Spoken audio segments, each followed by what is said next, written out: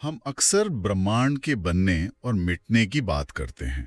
तारों के टूटने और नए आकाश गंगाओं के जन्म की कहानियां सुनते हैं। लेकिन क्या हो अगर ये पता चले कि ये पूरी ब्रह्मांडीय प्रक्रिया सिर्फ बाहरी अंतरिक्ष में नहीं, बल्कि ठीक इसी वक्त हमारे भीतर भी चल रही है। बिल्कुल हमारी अपनी चेतना में भी चल रही है। आज के इस गहन अध्ययन में हम सभी श्रोताओं का स्वागत करते हैं। आज हम कुछ ऐसा ही डिकोड करने वाले हैं जो सुनने में तो बहुत बड़ा लगता है, लेकिन है बहुत व्यक्तिगत। जी, और आज का हमारा जो स्रोत है ना, वो सच में बहुत ही गूढ़ और दिलचस्प है। हम बात कर रहे हैं the 5 cosmic acts of the divine mother, यानी देवी के 5 ब्रह्मांडीय कार्यों के भाग 64 के कुछ बेहद महत्वपूर्ण अंशों के बारे में। हाँ, और आज का हमारा मिशन है एक बहुत ही प्राचीन संस्कृत श्लोक के जरिए ये समझना कि सृजन से लेके मोक्ष तक का ये जो चक्र है, ये असल में ब्रह्मांड को कैसे चलाता है। और चर्चा की शुरुआत में ही मैं ये स्पष्ट करना चाहूंगी कि जब हम इन 5 कार्यों की बात करते हैं तो ये केवल कोई पुरानी पौराणिक कथा नहीं है।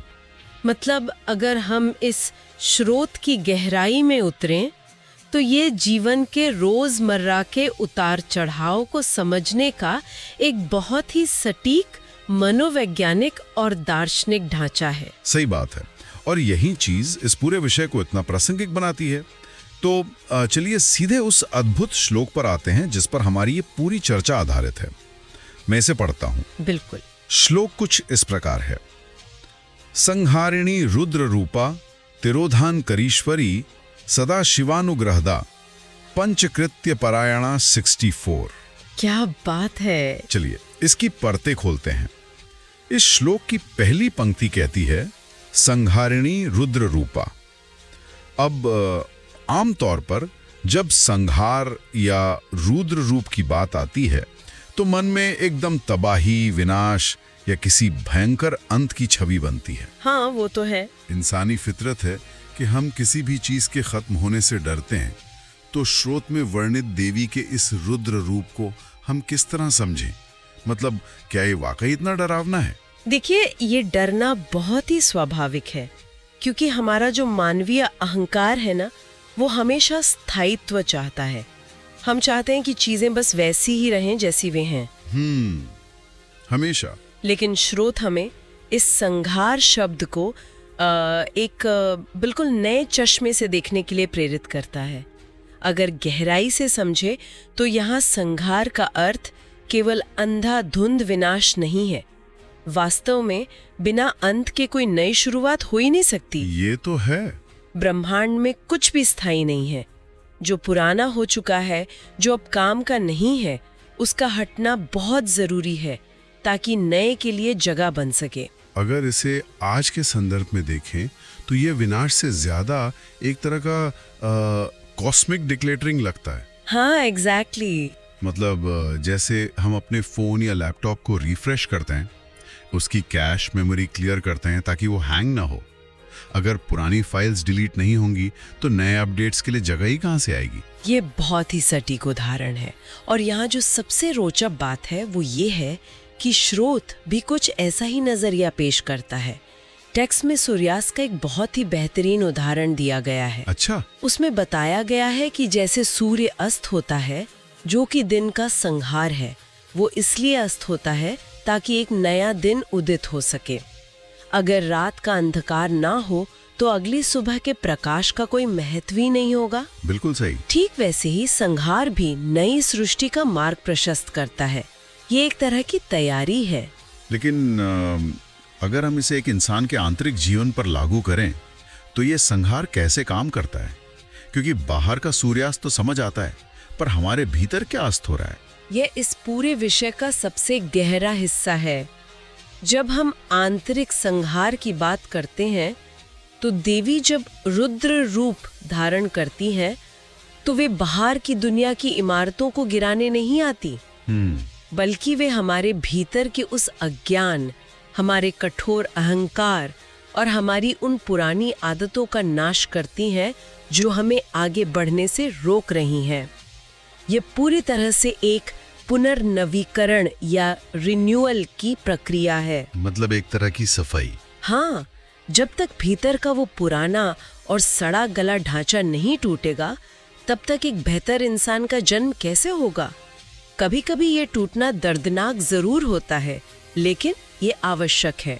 ये तो बात हुई चीजों के साफ होने की, लेकिन यहाँ एक सवाल उठता है, अगर संहार के बाद सब कुछ साफ हो गया, हमारा अहंकार टूट गया, तो फिर हम अपनी असलियत को भूलकर दोबारा उसी माया जाल में कैसे फंस जाते हैं? बहुत अच्छा सवाल है। की एंट्री होती है जो सच में थोड़ी रहस्यमयी लगती है। तिरोधान कर ईश्वरी। तिरोधान का अर्थ है छिपाना या आवरण डालना। तो क्या इसका मतलब यह है कि सर्वोच्च शक्ति स्वयं हमारे ऊपर अज्ञान का पर्दा डाल रही है? जी हाँ, और ये पंक्ति आध्यात्मिक मनोविज्ञान के सबसे गहरे रहस्यों में से एक को खोलती है। तिरोधान का शाब्दिक अर्थ ही है आवरण डालना, और ईश्वरी का अर्थ है परम सत्ता या देवी स्वयं। इसका सीधा सा अर्थ ये है कि सर्वोच्च शक्ति स्वयं हमारी आत्मा के वास्तविक और शुद्ध स्वरूप पर माया का आवरण डाल देती है। हम कौन हैं, हमारा मूल क्या है, ये हम पूरी तरह भूल जाते हैं। यहाँ ये विषय और भी दिलचस्प हो जाता है। बिल्कुल, और स्रोत के अनुसार ये भूलना कोई संयोग नहीं है, बल्कि उसी ईश्वरी द्वारा डाला गया एक सोचा समझा पर्दा है। पर एक मिनट, यहाँ रुककर अगर हम थोड़ा क्रिटिकल होकर सोचें तो ये बात थोड़ी परेशान करने वाली नहीं लगती? मतलब अगर परम शक्ति ही जानबूझकर हम पर पर्दा डाल रही है, हमें भ्रमित कर रही है, तो इसमें हमारी क्या गलती है? हाँ, सुनने में अजीब लगता है। ऐसा लगता है जैसे कोई हमारे साथ बहुत बड़ा मजाक कर रहा हो। क्या स्रोत इस बात का कोई जवाब देता है कि ये खेल आखिर खेला ही क्यों जा रहा है? ये सवाल हर उस व्यक्ति के मन में आता है जो इस दर्शन को गहराई से पढ़ता है, और इसका उत्तर स्रोत बहुत ही खूबसूरती से लीला के कॉन्सेप्ट के जरिए देता है। लीला? हाँ, इसे ऐसे समझें, मान लीजिए कोई बहुत ही हाई ग्राफिक्स वाला वर्चुअल रियलिटी गेम खेल रहा है। उस वीआर गेम का असली मजा तभी आता है जब खेलने वाला कुछ देर के लिए ये पूरी तरह भूल जाए कि वो असल में अपने सुरक्षित कमरे में बैठा है। अरे वाह, क्या उदाहरण है। अगर उसे हर पल याद रहे कि मैं तो बस एक गेम खेल रहा हूँ, ये ड्रैगन असली नहीं है, तो गेम का कोई रोमांच ही नहीं बचेगा। मतलब ये जो हमारा अपनी असलियत को भूल जाना है, वो कोई बग नहीं है, बल्कि इस ब्रह्मांडीय डिजाइन का एक फीचर है। एग्जैक्टली। अनुभव को वास्तविक और रोमांचक बनाने के लिए ये पर्दा जरूरी है। अगर हम पहले से ही जानते कि हम पूर्ण हैं, तो फिर खोजने के लिए या इवॉल्व होने के लिए कुछ बचता ही नहीं। एकदम सटीक बात। एक असीम सत्ता अगर खुद को सीमित अनुभव करना चाहती है, तो उसे कुछ देर के लिए अपनी असीमता को भूलना ही होगा। यही तिरोधान है। लेकिन यहाँ संतुलन बनाते हुए एक बहुत ही महत्वपूर्ण बिंदु को समझना जरूरी है। जो शक्ति आवरण डालने की क्षमता रखती है, केवल वही शक्ति उस आवरण को हटाने का सामर्थ्य भी रखती है। जो बांध सकता है, केवल वही मुक्त भी कर सकता है। बिल्कुल। और यही वो आशा की किरण है जो हमें श्लोक की तीसरी पंक्ति तक ले जाती है, सदाशिवानुग्रहदा। ये अनुग्रह यानी कृपा की बात करती है। लेकिन यहाँ सदाशिव का जिक्र अचानक कैसे आ गया? हमारे श्रोताओं के लिए यह स्पष्ट करना जरूरी है कि यहाँ देवी के साथ सदाशिव का क्या संबंध बताया जा रहा है। ये एक बहुत ही प्रासंगिक स्पष्टीकरण है। शैव और शाक्त दर्शन में परम शिव और परम शक्ति अलग अलग नहीं है, बल्कि एक ही सत्य के दो पहलू हैं। सदाशिव ईश्वर का वह विशिष्ट रूप माना जाता है जिसका मुख्य कार्य ही अनुग्रह या कृपा देना है। अच्छा। जब देवी सदाशिवानुग्रहदा कही जाती हैं, तो इसका अर्थ है कि देवी स्वयं उस सदाशिव तत्व के माध्यम से कार्य करते हुए आत्मा पर से उस तिरोधान के पर्दे को हटाती हैं। तो ये अनुग्रह कोई ऐसा साधारण आशीर्वाद नहीं है कि जीवन में सब अच्छा हो जाए। ये अनुग्रह तो सीधे उस वीआर हेडसेट को उतार फेंकने की ताकत है। बिल्कुल सही। अनुग्रह उस अज्ञानता के ताले की चाबी है। स्रोत ये स्पष्ट करता है कि जब कोई साधक सच्चे हृदय से भक्ति करता है, अपनी चेतना का विस्तार करता है, तो देवी का यही अनुग्रह उस माया के आवरण को काट देता है।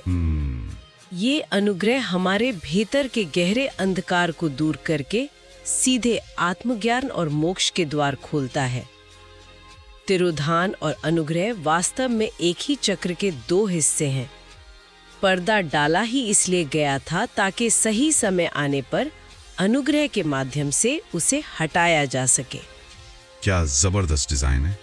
और यही सब बातें जुड़कर हमें श्लोक के उस अंतिम शब्द पर ले आती हैं, जिस पूरे चक्र को एक सूत्र में पिरोता है, पंचकृत्य परायणा। जी। अभी तक हमने संहार, तिरोधान और अनुग्रह को डिकोड किया, लेकिन ये जो पंचकृत्य यानी 5 कार्यों की बात हो रही है, ये चक्र वास्तव में काम कैसे करता है? पंचकृत्य परायणा का अर्थ है वो सर्वोच्च सत्ता जो निरंतर इन 5 कार्यों में संलग्न है। अगर हम इसे एक क्रमबद्ध रूप से देखें तो शुरुआत होती है सृष्टि से, यानी किसी नई चीज, विचार या अवस्था का उत्पन्न होना। राइट, मतलब कुछ नया बनना। और फिर आता है दूसरा कार्य, स्थिति। जो बन गया है उसका कुछ समय तक टिके रहना, उसका पालन होना। बिल्कुल।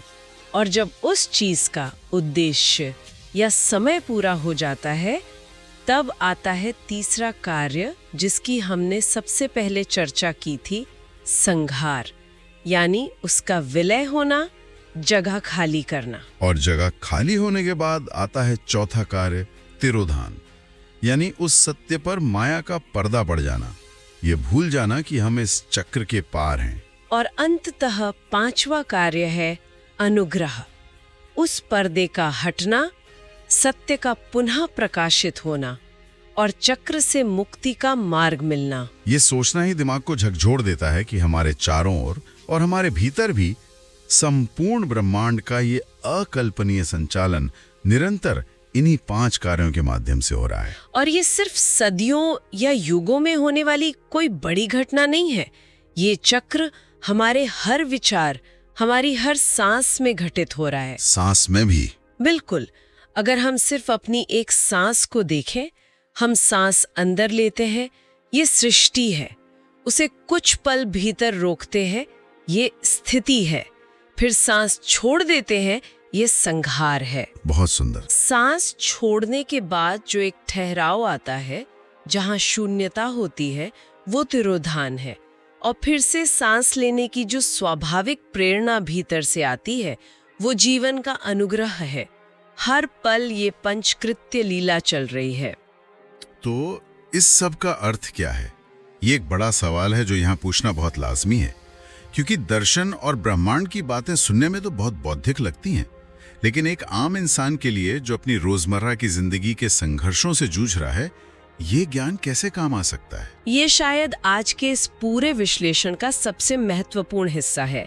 जब हम स्रोत के इस गहरे आध्यात्मिक संदेश को डिकोड करते हैं, तो पाते हैं कि ये दर्शन हमें जीवन को पूर्ण रूप से स्वीकार करने का एक बहुत ही शांत नजरिया देता है।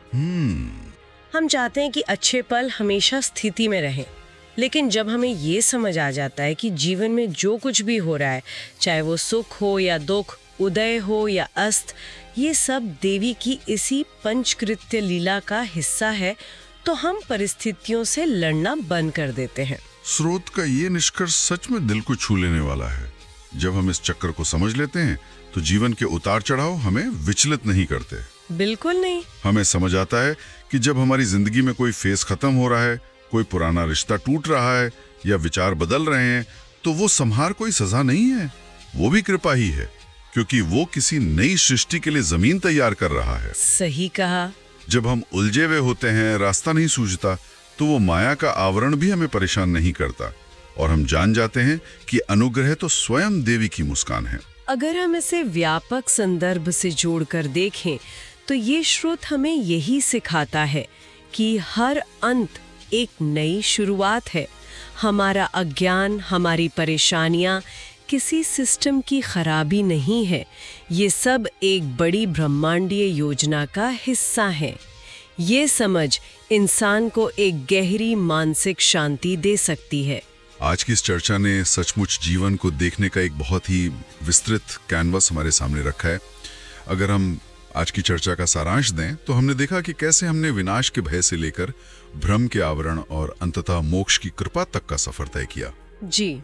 लेकिन इस चर्चा को यहीं समाप्त करने से पहले श्रोताओं के मन में विचार करने के लिए एक ऐसा प्रश्न छोड़ना चाहूंगा जो स्रोत पर ही आधारित है। बिल्कुल। अगर तिरोधान यानी भ्रम और अज्ञान का आवरण देवी का ही एक पवित्र ब्रह्मांडीय कार्य है, तो क्या इसका अर्थ यह है कि हमारे जीवन के वे पल जब हम सबसे ज्यादा भटके हुए, उलझे हुए या अंधकार में महसूस करते हैं, वे पल भी हमारे विकास के लिए उतने ही आवश्यक और पवित्र हैं जितने कि ज्ञान और स्पष्टता के पल की ईश्वरीय प्रक्रिया है?